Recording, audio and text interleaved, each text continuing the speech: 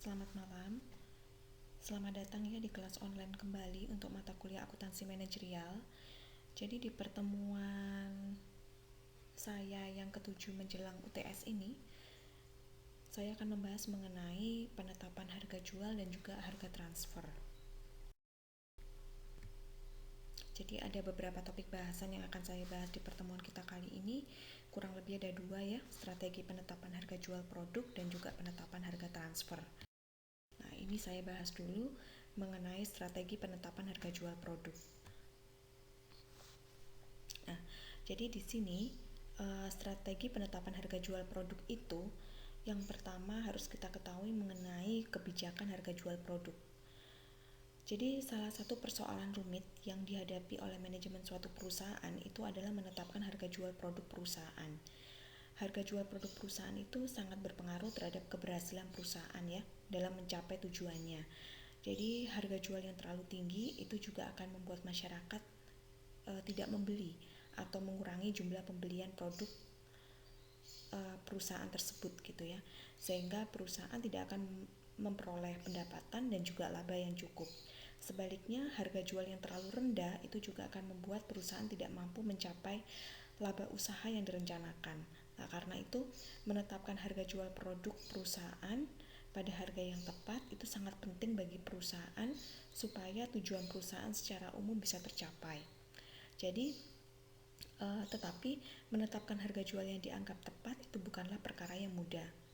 Penetapan harga jual suatu produk itu perlu analisis pasar ya, kemudian analisis pesaing, analisis statistik, dan juga analisis produksi. Jadi itu artinya memerlukan koordinasi di antara bagian pemasaran juga, bagian penelitian, bagian keuangan, bagian akuntansi, dan bagian produksi, serta beberapa bagian yang dianggap terkait. Penetapan harga jual produk itu memerlukan berbagai pertimbangan yang terintegrasi, mulai dari biaya produksi, biaya operasional, target laba yang diinginkan oleh perusahaan, daya beli masyarakat, harga jual pesaing, ya, sampai kondisi perekonomian secara umum, sampai elastisitas harga jual dan juga masih banyak lagi yang lainnya. Karena itu penentuan harga jual produk perusahaan haruslah merupakan kebijakan yang harus memang betul-betul dipertimbangkan secara matang dan juga terintegrasi. Nah, kebijakan harga yang dipilih perusahaan itu akan berpengaruh secara langsung terhadap berhasil tidaknya perusahaan mencapai tujuannya. Nah, jadi kalaupun terdapat banyak aspek yang memang perlu dipertimbangkan oleh perusahaan dalam rangka menentukan harga jual produk, tapi seringkali faktor biaya itu dijadikan titik tolak dalam penetapan harga jual produk. Nah, kebijakan harga jual produk dan juga biaya itu akan selalu berubah-ubah sejalan dengan perubahan biaya produk dan juga kondisi pasar. Jadi biaya yang dikeluarkan perusahaan untuk menghasilkan sejumlah produk di dalam suatu periode itu akan dijadikan dasar untuk menetapkan harga jual produk, ya. Jadi persoalannya berapa besar dari margin laba yang diinginkan oleh perusahaan untuk setiap unit produk yang dihasilkan.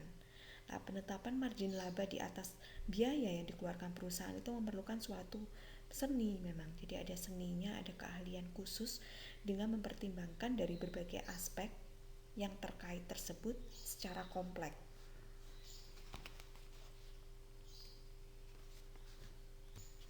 Nah, jadi di sini ada beberapa metode yang memang diperlukan untuk menetapkan harga jual suatu produk. Jadi bisa menggunakan maksimalisasi laba, kemudian tingkat pengembalian atas modal yang digunakan, ada pakai biaya konversi, margin kontribusi, dan juga biaya standar. Nanti akan saya jelaskan satu persatu. Jadi metode penetapan harga jual ini ya, secara umum itu memang terdapat beberapa metode yang bisa kalian lihat di slide ini. Jadi bisa dipakai salah satunya untuk menentukan harga jual suatu produk dengan berbasis pada besarnya biaya yang dikeluarkan perusahaan. Jadi semua ini basisnya biaya gitu ya. Tapi caranya bisa menggunakan cara nomor 1 sampai 5. Nanti akan saya jelaskan satu persatu di slide berikutnya. Nah, yang pertama adalah metode maksimalisasi laba.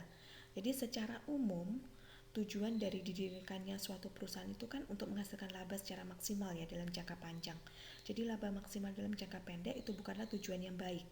dari perusahaan yang ingin hidup berkesinambungan dalam jangka panjang. Jadi laba usaha per unit produk yang besar tetapi tidak diimbangi dengan volume penjualan produk yang optimal, itu jelas hanya akan menghasilkan laba usaha total yang tidak optimal. Sebaliknya, laba usaha per unit produk yang kecil tapi diimbangi dengan penjualan produk dalam volume yang besar, mungkin juga tidak akan juga menghasilkan laba usaha total seperti yang diharapkan. Jadi kalau faktor harga jual akan berpengaruh secara nyata terhadap volume penjualan produk, maka menghitung dan juga menganalisis berbagai variasi dan alternatif harga jual dan volume penjualan itu sangat diperlukan untuk melihat alternatif yang paling menguntungkan bagi perusahaan. Jadi kombinasi antara harga jual dan juga volume penjualan yang paling menguntungkan itu harus dipilih untuk melihat dampak optimalnya perolehan laba usaha perusahaan. Nah, jadi di sini berikut ini saya berikan ilustrasi supaya tujuannya untuk memperjelas keterangan tentang bagaimana caranya menggunakan metode maksimalisasi. Nah, dalam rangka menetapkan harga jual produk gitu ya. Nah, jadi di sini ada PT Koinmas yang mana memproduksi suatu barang dengan kapasitasnya sebesar 140.000 unit per tahun. Nah, jumlah biaya tetap total yang akan dikeluarkan untuk menghasilkan seluruh produk tersebut adalah sebesar 300 juta rupiah. Sementara biaya variabel diperlukan untuk menghasilkan produk tersebut diperkirakan sebesar 7.000 per unit. Nah, jadi manajemen perusahaan sedang mempertimbangkan harga jual yang tepat untuk produk tersebut supaya laba usaha total yang akan diperoleh oleh perusahaan itu optimal. Nah, jadi bagian pemasaran perusahaan memperkirakan perubahan harga jual produk yang akan mempengaruhi secara langsung ya jumlah produk yang akan terjual. Jadi taksiran bagian pemasaran tersebut dituangkan dalam tabel yang ada di bawah. Ada harga jual dan juga volume. Jadi kalau harga jualnya 20.000, volume penjualannya adalah 20.000. Kalau harga jualnya 8.000, volume penjualannya 140.000. Nah, jadi berdasarkan data tersebut yang ada di slide sebelumnya, manajemen PT Koinmas itu membuat tabel alternatif harga dan juga volume penjualan. Jadi bentuknya seperti yang Anda sekalian bisa lihat di slide ini. Nah, di situ ada harga jualnya ya, dari 20.000 sampai ke 8.000 dengan volume penjualannya 20.000 sampai ke 140.000. Disesuaikan volume penjualan dengan harga jualnya. Kemudian saya tampilkan nilai penjualan, biaya variabel dan biaya tetapnya. Jadi kalau dihitung masing-masing, seandainya harga jualnya 20.000, volume penjualannya itu juga mencapai 20.000, maka nilai penjualannya adalah 20.000 kalikan 20.000 adalah 400 juta dengan biaya variabelnya adalah 7.000 per unit ya tadi. Jadi 7.000 kan sesuai sama volume penjualan. Jadi 7.000 kita kalikan 20.000 adalah 140 juta. Kemudian biaya tetapnya mau berapapun volume yang kita hasilkan, yang kita jual adalah tetap 300 juta. Jadi nilai penjualan kita kurangi dengan biaya variabel, kita kurangi dengan biaya tetap adalah menghasilkan rugi sebesar 40 juta. Nah, begitu juga kalau yang 8.000 ya. 8.000, harga jual 8.000, volume penjualan 140.000. Nah, nilai penjualannya adalah 8.000 kita kalikan 140.000 adalah 1,120 M ya. Jadi biaya variabelnya adalah 7.000 per unit kita kalikan 140.000 adalah totalnya 980 juta. Biaya tetapnya 300 juta. Jadi labanya atau ruginya yang dihasilkan adalah rugi sebesar 160 juta.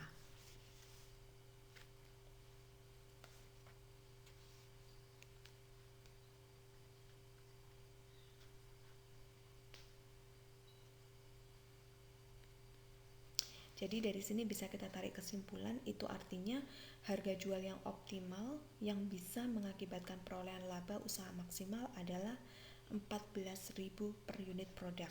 Karena dengan harga jual 14.000, volume penjualan yang dijual adalah 80.000 sehingga nilai penjualannya adalah 1M 120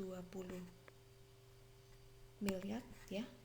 1M 120 juta. Kemudian biaya variabelnya 560 juta dan biaya tetapnya 300 juta, itu akan menghasilkan laba yang paling optimal sebesar 260 juta. Jadi bukan artinya semakin rendah harga jual maka semakin optimal labanya yang dihasilkan, tidak. Tetapi dengan harga jual 14.000 dengan volume penjualan secukupnya yaitu 80.000 malah menghasilkan laba yang paling besar dibandingkan alternatif pilihan yang lain. Nah, ini adalah merupakan tahap pertama, yaitu pengaplikasian metode maksimalisasi laba. Sekarang kita masuk ke yang cara kedua, adalah metode tingkat pengembalian atas modal. Jadi terkadang perusahaan itu memang menetapkan terlebih dulu besarnya tingkat pengembalian atas modal yang akan ditanamkan ya di dalam suatu bidang usaha. Jadi sebagai dasarnya untuk menentukan harga jual produk yang dihasilkan oleh perusahaan tersebut gitu. Tingkat pengembalian yang diharapkan oleh para penanam modal perusahaan terutama ya, itu mengharuskan perusahaan menggunakannya sebagai dasar untuk menetapkan harga jual produk pada kapasitas produksi yang dimiliki oleh perusahaan. Nah, mari kita sama-sama melihat di ilustrasi yang ada di slide itu, mungkin bisa memberikan keterangan lebih lanjut tentang bagaimana caranya menetapkan metode tingkat pengembalian atas modal di dalam menetapkan harga jual produk gitu ya. Jadi di sini ada kasusnya PT Primaniaga adalah sebuah perusahaan produsen pemanas air listrik. Total modal yang digunakan oleh perusahaan adalah sebesar 500 juta rupiah. Dengan tingkat pengembalian investasi atas modal yang digunakan adalah sebesar 20%. Volume produksi dan juga volume penjualan yang direncanakan adalah sebesar 50.000 unit produk. Sementara biaya yang dikeluarkan untuk memproduksi seluruh produk adalah 320 juta. Nah, berdasarkan tingkat pengembalian investasi atas modal yang dipakai tersebut, maka harga jual per unit pemanas air listrik adalah bisa kita hitung dengan cara berikut. Nah, ini caranya. Caranya adalah kita menghitungnya untuk mencari harganya terlebih dahulu dengan cara total biaya kita tambahkan tingkat pengembalian modal, kita kalikan modalnya, baru hasilnya itu kita bagi dengan volume penjualan. Nah, tadi kan total biayanya adalah 320 juta ya. Total biaya yang dikeluarkan keseluruhan untuk memproduksi produk adalah 320 juta. Kemudian tingkat pengembalian atas modalnya adalah 20%. Jadi 320 juta kita tambahkan 20% kita kalikan dengan modalnya. Modalnya adalah sebesar 500 juta. Nah, jadi kita bagi dengan volume penjualannya sebesar 50.000 unit produk. Jadi harga yang dihasilkan adalah 8.400 per unit. Nah, caranya supaya memang betul-betul yakin apakah memang betul perhitungannya, itu bisa kita lakukan pembuktian dengan cara dengan penjualan sebesar 50.000 unit ya yang dijual tadi. Kalau harganya jualnya adalah 8.400 per unit, maka nilai penjualannya adalah 420 juta. Sedangkan total biaya yang dikeluarkan adalah 320 juta. Jadi total biaya di sini adalah biaya variabel dan juga biaya tetap ya untuk menghasilkan produk tersebut. 320 juta. 420 juta kita kurangkan penjualan, kita kurangkan total biaya 320 juta, hasilnya adalah 100 juta. Nah, 100 juta itu sama dengan kalau seandainya kita menghitung turnovernya ya. Tingkat pengembaliannya investasi atas modal kan 20% dari besarnya modalnya 500 juta. Jadi 20% dari 500 juta adalah sebesar 100 juta. Berarti ini sudah betul ya penghitungannya. Nah, jadi laba usahanya sebesar 100 juta itu merupakan 20% dari total modal yang ditanamkan. Nah, berarti sudah betul. Nah, itulah tadi tentang tingkat pengembalian atas modal. Nah, kemudian sekarang yang ketiga adalah metode biaya konversi. Jadi kalau suatu perusahaan itu memproduksi lebih dari satu produk dengan komposisi biaya yang beda-beda gitu ya, satu sama lainnya itu berbeda, maka perusahaan tersebut bisa mempertimbangkan untuk membuat pilihan produksi yang paling menguntungkan bagi perusahaan. Jadi maksudnya kalau perusahaan punya dua produk untuk dihasilkan gitu dengan jumlah laba per unit yang sama antara satu produk dengan lainnya, maka perusahaan harus melihat komposisi biaya di antara kedua produk tersebut gitu. Dengan melihat dan menganalisis komposisi biaya masing-masing produk tersebut, perusahaan bisa memilih untuk memproduksi salah satu produk saja yang memberikan keuntungan total yang lebih besar bagi perusahaan. Nah, sekarang mari kita lihat ilustrasinya. Berikut ini adalah ilustrasinya ya, tentang metode biaya konversi di dalam menetapkan harga jual produk gitu. Nah, jadi seandainya ada kasus PT Kunci Mas, itu adalah sebuah perusahaan produsen barang elektronik. Nah, perusahaan ini menghasilkan dua produk yang diberi kode A dan juga B gitu ya.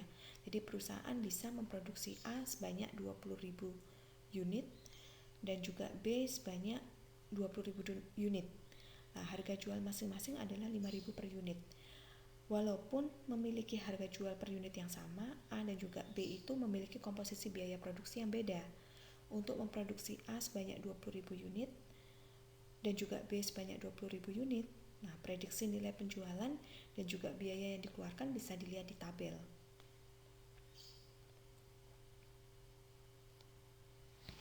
Nah, di tabel itu. Jadi yang A itu penjualannya adalah sebesar 100 juta, biaya bahan bakunya 40 juta, kemudian biaya tenaga kerja langsungnya 20 juta, biaya overhead variabelnya 20 juta, biaya overhead tetapnya adalah 10 juta. Jadi laba kotor yang dihasilkan adalah 10 juta. Ya. Kemudian yang B itu penjualannya adalah 100 juta, biaya bahan bakunya 20 juta, tenaga kerja langsungnya 30 juta, biaya overhead variabelnya 10 juta, biaya overhead tetapnya adalah 30 juta. Laba kotor yang dihasilkan adalah 10 juta. Jadi kalau ditotalkan keseluruhan antara penjualannya, kemudian biaya-biayanya, semuanya itu adalah penjualannya A dan B adalah 200 juta. Nah, biaya bahan baku, tenaga kerja langsung, overhead variabel dan overhead tetap kalau ditotalkan semua menghasilkan laba sebesar 20 juta.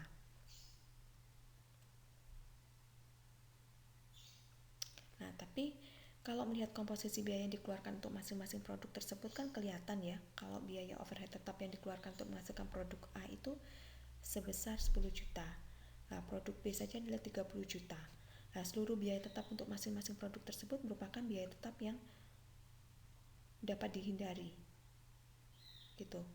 Maka perbedaan biaya overhead tetap ini bisa berpengaruh terhadap perolehan laba kotor secara keseluruhan kalau perusahaan menggunakan pilihan yang berbeda dalam proses produksinya gitu ya. Nah, kalau seluruh sumber daya yang ada digunakan cuma untuk menghasilkan produk A saja dan produk B itu dihentikan, nah produksinya, maka kita bisa lihat di tabel yang ada di bawahnya itu. Jadi kalau memproduksi A saja, semua dialokasikan ke A saja.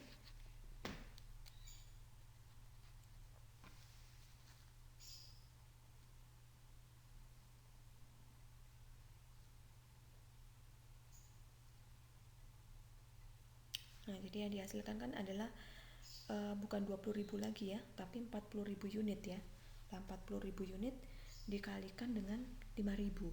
Nah, itu hasilnya adalah 200 juta untuk A saja. Kemudian untuk biaya bahan bakunya, nah biaya bahan baku, biaya tenaga kerja langsung, biaya overhead variabel, nah semuanya ini dibagi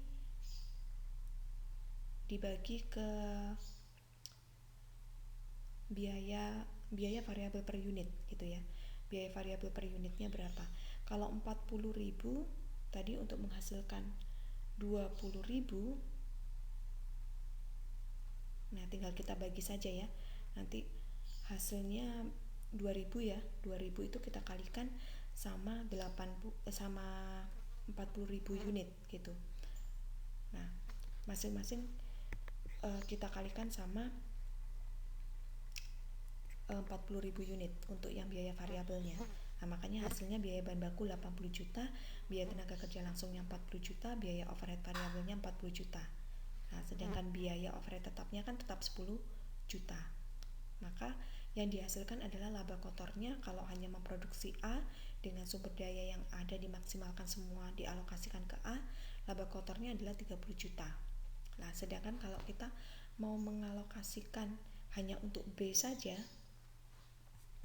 berarti maksimal yang kita lakukan produksi adalah sebesar 40.000 dengan kita kalikan 5.000, harga jualnya 5.000, sehingga penjualannya adalah 200 juta. Kemudian biaya bahan baku, biaya tenaga kerja langsung, dan biaya overhead variabel, kita cari berapa nilainya biaya-biaya variabel tersebut per unitnya. Nah, 20.000 kita bagi sama 20 juta kita bagi sama 20.000 ya, berarti 1.000 ya. 1.000 kita kalikan sama 40.000 khusus untuk biaya bahan baku. Jadi hasilnya adalah 40 juta. Begitu juga ya seterusnya. Nah, tinggal kita kalikan antara biaya variabel per unit dengan penjualannya gitu ya, penjualan produknya, nilai penjualannya, volume produksinya. Nah, itu dihasilkan laba kotor kalau kita hanya memproduksi B saja sebesar 50 juta. Nah, berarti dari sini kan kelihatan kalau B itu sebenarnya jauh lebih optimal ya untuk mendapatkan laba kalau seandainya sumber daya yang kita miliki kita alokasikan semuanya ke B. Jadi itu artinya akan terjadi peningkatan laba kotor usaha dibandingkan kalau perusahaan memproduksi kedua produk tersebut sekaligus atau cuma memproduksi produk A saja. Nah, pilihan untuk memproduksi B saja itu akan memberikan dampak perolehan laba kotor usaha gitu ya, yang paling besar dibandingkan dengan pilihan lainnya. Nah, tentu saja ilustrasi tersebut di atas itu mengabaikan dampak kemungkinan turunnya harga jual produk kalau volume penjualannya ditingkatkan. Nah, tapi kalaupun keputusannya itu untuk hanya memproduksi produk B saja dalam jumlah 2 kali lipat dari semula, artinya 20.000 unit jadi 40.000 unit ya, terus mengakibatkan harga jual produk tersebut turun jadi 4.700 per unit, bukan 5.000 lagi.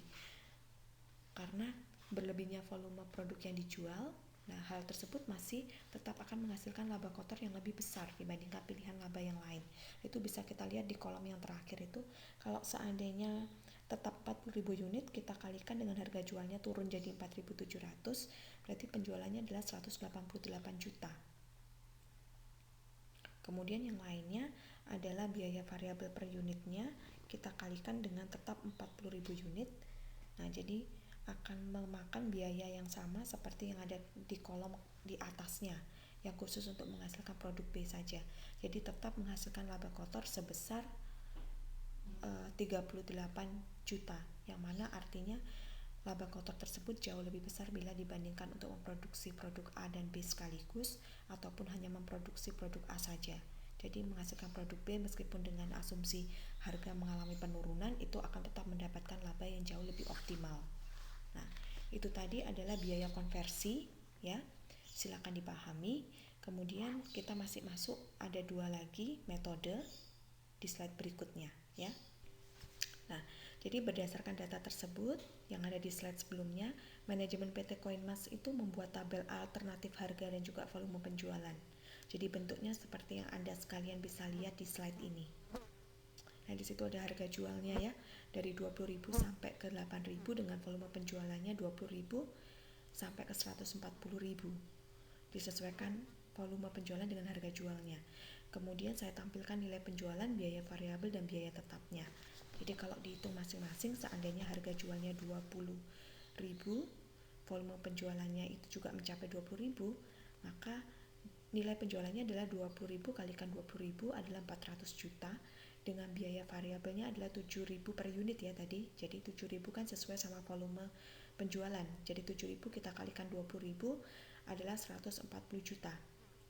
Kemudian biaya tetapnya mau berapapun volume yang kita hasilkan, yang kita jual adalah tetap 300 juta. Jadi nilai penjualan kita kurangi dengan biaya variabel, kita kurangi dengan biaya tetap. Nah, untuk metode margin kontribusi tidak perlu saya berikan ilustrasi karena sudah pernah saya bahas di slide-slide sebelumnya. Silakan dilihat lagi bagaimana caranya mencari harga jual dengan nilai produksi variabel dengan mengabaikan biaya tetap ya. Silakan dibuka lagi. Jadi tidak perlu saya jelaskan lagi di saat sekarang ini karena saya rasa sudah paham karena sudah pernah dijelaskan. Yang terakhir adalah metode biaya standar. Jadi kalau perusahaan sudah memiliki biaya standar yang dijadikan tolak ukur dalam menentukan besarnya biaya produksi, maka penentuan harga jual bisa pula ditentukan berdasarkan biaya standar yang dimiliki oleh perusahaan, ya. Persoalannya seringkali realisasi biaya produksi itu menyimpang dari biaya standar yang dimiliki oleh perusahaan. Kalau terjadi penyimpangan realisasi biaya produksi dari biaya standarnya, maka harus segera diambil tindakan cepat untuk merevisi keputusan harga jual yang sudah ditetapkan. Jadi secara umum itu ada 4 jenis perusahaan yang dilihat dari reaksi yang mereka lakukan terhadap penyimpangan biaya standar. Gitu. Apa saja? Yang pertama adalah perusahaan yang tidak merevisi standar yang sudah ditetapkannya, kalaupun terjadi penyimpangan di dalam realisasi biaya produksi. Nah, itu ada yang jenis perusahaan seperti itu ya. Kemudian ada juga perusahaan yang merevisi standar yang sudah ditetapkannya dalam batas tertentu pada saat terjadi penyimpangan di dalam realisasi biaya produksi. Namun ada juga perusahaan yang merevisi standar yang sudah ditetapkannya supaya lebih sesuai dengan kondisi aktual. Nah, pada saat terjadi penyimpangan di dalam realisasi biaya produksi. Dan yang terakhir adalah perusahaan menggunakan harga pasar pada saat terjadi penyimpangan terhadap realisasi biaya produksi. Nah, itu tadi adalah kemungkinan-kemungkinan reaksi yang dilakukan oleh perusahaan ketika terjadi penyimpangan biaya standar. Jadi biaya standar itu sudah ditentukan dari awal sebagai tolak ukur gitu ya. Jadi patokannya adalah itu untuk menentukan biaya dan harga jualnya berdasarkan pada biaya standar yang sudah ditentukan oleh perusahaan. Biaya standar dapat dari mana? Dari pengalaman perusahaan, penelitian, data-data empiris, nah, dari pengamatan. Nah, itu ya. Begitulah tentang biaya standar. Nah, kemudian itu tadi penentuan harga jual sudah saya jelaskan di slide sebelumnya itu tadi semuanya dari metode 1 hingga 5. Sekarang kita masuk ke penetapan harga transfer.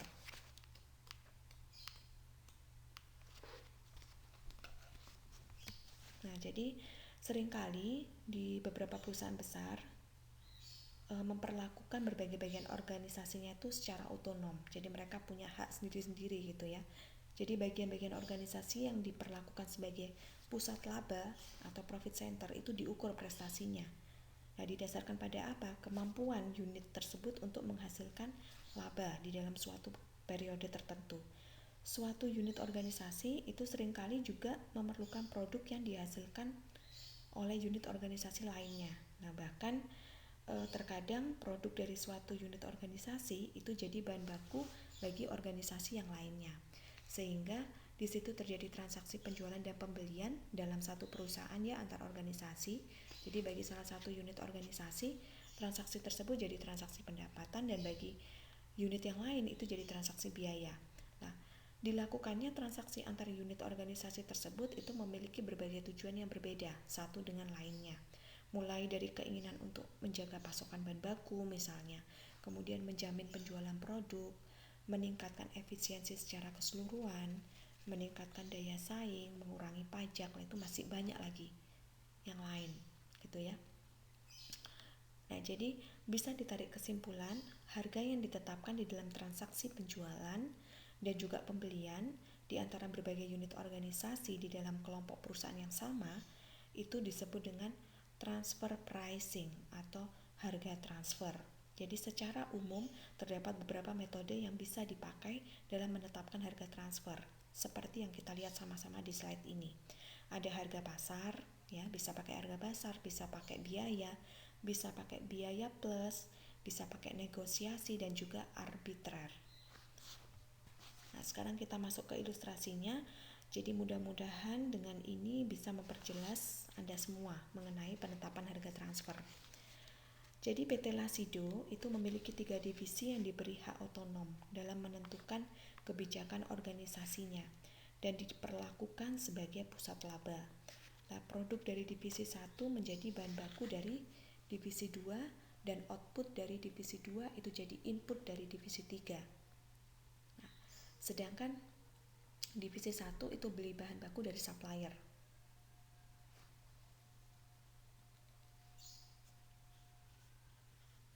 Yang mana posisinya di luar perusahaan gitu ya. Nah, tapi Walaupun output dari satu divisi menjadi input untuk divisi lain, setiap divisi diberi kebebasan untuk menjual produknya kepada pihak manapun. Jadi demikian pula dalam hal pembelian. Jadi setiap divisi itu punya kebebasan untuk menentukan kepada pihak mana mereka nanti akan membeli bahan baku. Dalam 1 tahun setiap divisi rata-rata menghasilkan 20.000 unit produk.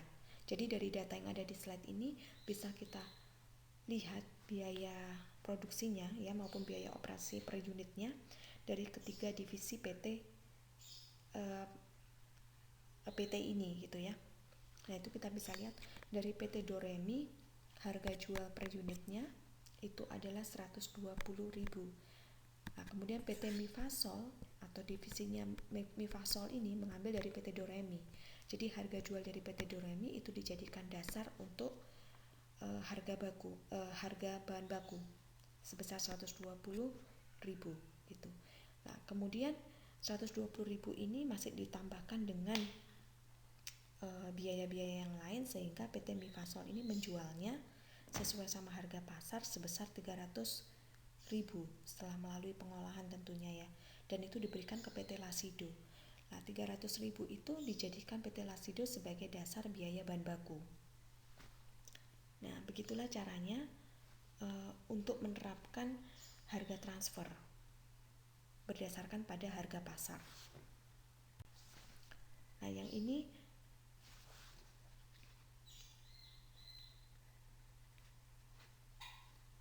kalau kita mau dasarkan pada biaya ya, bisa kita lihat sama-sama di sini. Jadi penetapan harga transfer berdasarkan biaya itu adalah penetapan harga jual produk dari suatu unit organisasi ke unit organisasi lainnya berdasarkan biaya yang dikeluarkan untuk menghasilkan produk tersebut. Jadi dasar yang digunakan untuk menetapkan biaya itu bisa berupa biaya total, bisa juga berupa biaya variabel. Jadi dengan menggunakan biaya sebagai dasar penetapan harga transfer, artinya bagi unit organisasi penjual, transaksi tersebut itu tidak memberikan keuntungan finansial apapun bagi unit tersebut. Nah, kalau metode yang dipilih berarti terdapat pertimbangan lain sehingga dilakukan transaksi tersebut gitu ya. Jadi kita lihat sama-sama di kasusnya ini.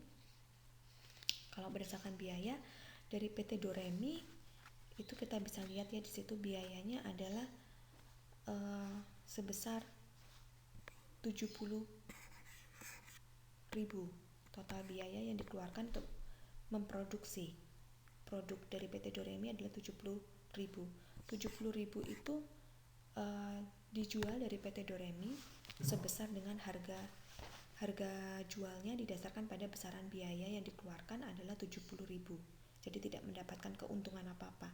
70.000 tersebut ditransferkan ke PT Mifasol sehingga sebagai dasar bahan bakunya 70.000. Nah, 70.000 ditambah dengan seluruh biaya untuk menghasilkan produk di PT Mifasol sehingga total biaya 190.000. Nah, 190.000 itu dijadikan dasar penjualan ke PT Lasido. Nah, PT Lasido menerimanya sebesar 190.000. Nah, itu dijadikan dasar untuk biaya bahan baku PT Lasido. Nah, barulah PT Lasido dengan total biaya 370.000 di situ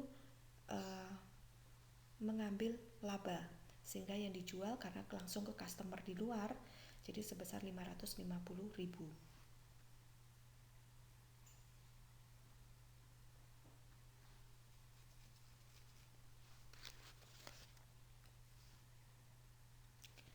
Nah, ada juga ya kemudian penetapan bisa didasarkan pada biaya tetap ataupun biaya variabel. Seandainya kalau kita mau biaya tetapnya saja,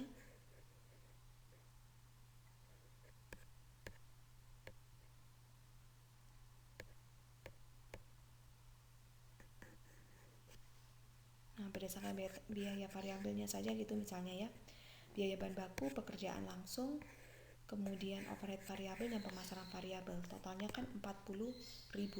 Jadi total biaya yang dikeluarkan adalah 70.000 untuk PT Doremi, tapi yang ditransferkan itu didasarkan pada harga berdasarkan pada biaya total biaya variabel saja, yaitu adalah 40.000. Jadi 40.000 dari PT Doremi itu dijadikan sebagai dasar untuk biaya bahan baku. sebesar 40.000 ke PT Mifasol. Nah, PT Mifasol juga menetapkannya sebagai harga transfernya per unit itu didasarkan pada biaya variabelnya saja, yaitu bahan baku, pekerjaan langsung, overhead variabel, dan juga pemasaran variabel. 40.000 ditambah 20.000 ditambah 20.000 ditambah 20.000. Ya, jadi sebesar 100.000 itu yang akan ditransferkan ke PT Lasido. Jadi 100.000 itu sama PT Lasido digunakan sebagai dasar untuk biaya bahan baku. Nah, biaya bahan baku PT Lasido ini tidak dijadikan dasar sebagai harga transfer ke customer-nya, karena PT Lasido merupakan bagian terakhir yang mana nanti produknya akan ditransferkan ke customer. Jadi di situ barulah mengambil markup untuk penjualannya.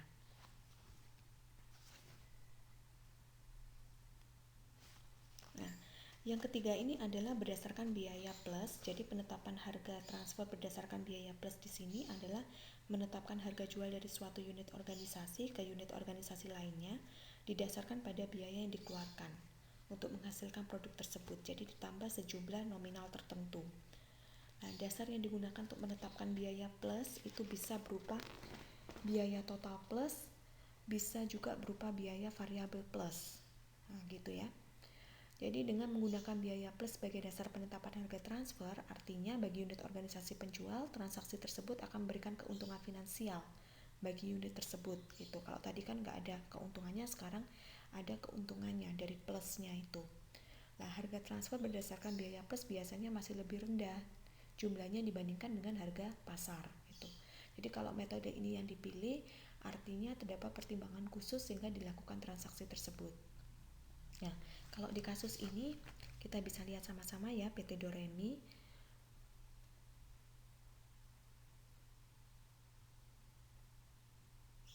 Nah, kalau didasarkan pada biaya variabel plus,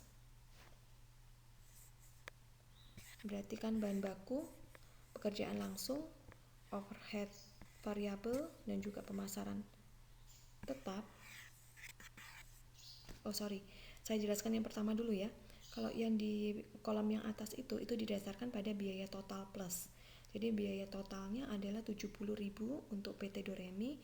Kemudian karena di kasus ini di markup 10% untuk plusnya, makanya 10% dari 70.000 adalah 7.000, sehingga biaya total plusnya adalah 77.000. Nah, 77.000 itu sebagai harga transfer ya PT Doremi kepada PT Mifasol. Nah, PT Mifasol menerimanya 77.000 itu sebagai biaya bahan baku. Nah, 77.000 itu ditambahkan dengan seluruh biaya yang dikeluarkan PT Mifasol untuk memproduksi barang ataupun jasa gitu ya. Jadi totalnya adalah 197.000. Masih ada plus 10%, jadi 10% dari 197.000 adalah 19.700, sehingga biaya total plusnya adalah 216.700. Itu yang dijadikan dasar untuk harga transfer PT Mifasol ke PT Lasido. Nah, PT Lasido menerimanya sebesar 216.700 yang diakui sebagai biaya bahan baku. Nah, tapi di sini PT Lasido karena sudah merupakan bagian terakhir yang akan memproduksi barang dan mentransfernya ke customer, makanya di situ tidak lagi didasarkan pada biaya total biaya plus lagi. Jadi kalau di divisi terakhir atau perusahaan terakhir itu tidak perlu lagi menerapkan total biaya plus gitu ya. Kemudian kalau seandainya kita hanya mendasarkan pada biaya variabel plus, berarti kita jumlahkan dulu yang PT Doremi itu yang di bagian bawah ya, kolom yang bagian bawah. Jadi biaya bahan baku, biaya pekerjaan langsung, biaya overhead variabel dan juga pemasaran variabel itu kan 40.000. Kemudian seandainya kalau plusnya adalah 20%, jadi 40.000, 20%-nya adalah 8.000. Jadi biaya total plusnya dari biaya variabelnya saja adalah 48.000. 48.000 itu sebagai harga transfer PT Doremi yang diserahkan ke PT Mifasol.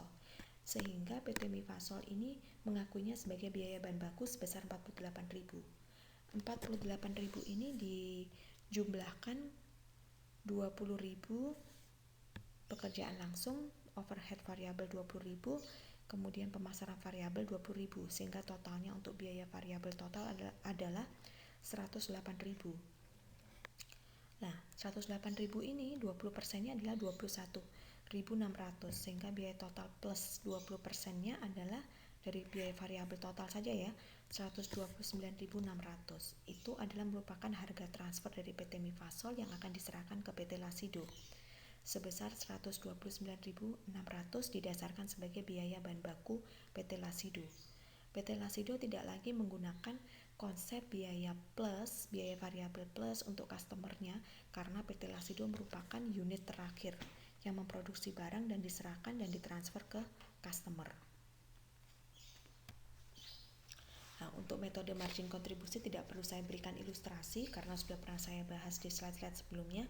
Silakan dilihat lagi bagaimana caranya mencari harga jual dengan nilai produksi variabel dengan mengabaikan biaya tetap ya, silakan dibuka lagi. Jadi tidak perlu saya jelaskan lagi di saat sekarang ini karena saya rasa sudah paham karena sudah pernah dijelaskan. Yang terakhir adalah metode biaya standar.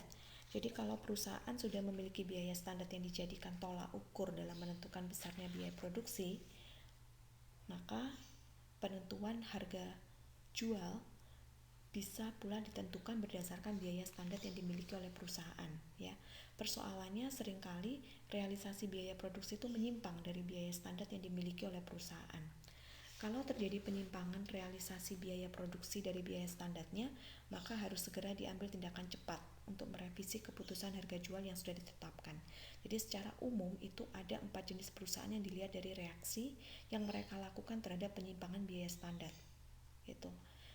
Apa saja? Yang pertama adalah perusahaan yang tidak merevisi standar yang sudah, yang mana kalau negosiasi tidak akan dirugikan ya satu sama lain, tetapi saling menguntungkan karena masih dalam kancah satu perusahaan, dalam wadah satu perusahaan, tidak ada persaingan dan hubungan baik antara anak perusahaan yang satu dengan yang lainnya. Kemudian cara yang lain bisa dengan cara arbitrer.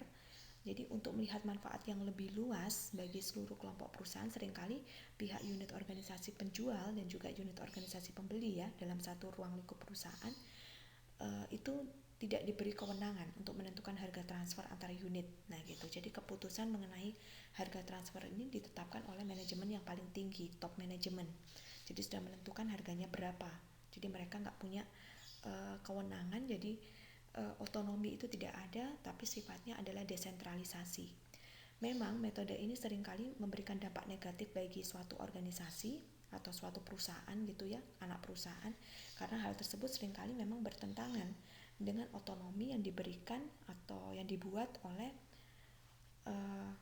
anak perusahaan atau suatu organisasi atau suatu divisi, karena nanti akan bertentangan dengan bagaimana caranya mengelola dari masing-masing organisasi ataupun divisi ataupun anak perusahaan itu sendiri gitu. Yang mana akhirnya malah nanti tidak menguntungkan anak perusahaan, organisasi ataupun divisi tersebut. Nah, demikian menetapkan harga jual produk yang sudah saya jelaskan dan juga penetapan harga transfer. Mudah-mudahan ilmunya ini bermanfaat, bisa diaplikasikan. Apabila ada pertanyaan silakan hubungi saya via WA Group ya. Demikian saya akhiri pertemuan kita hari ini. Silakan disimak baik-baik video ini. Sampai jumpa di pertemuan online selanjutnya dan semangat untuk UTS-nya. Oke, sekian, terima kasih dan selamat malam.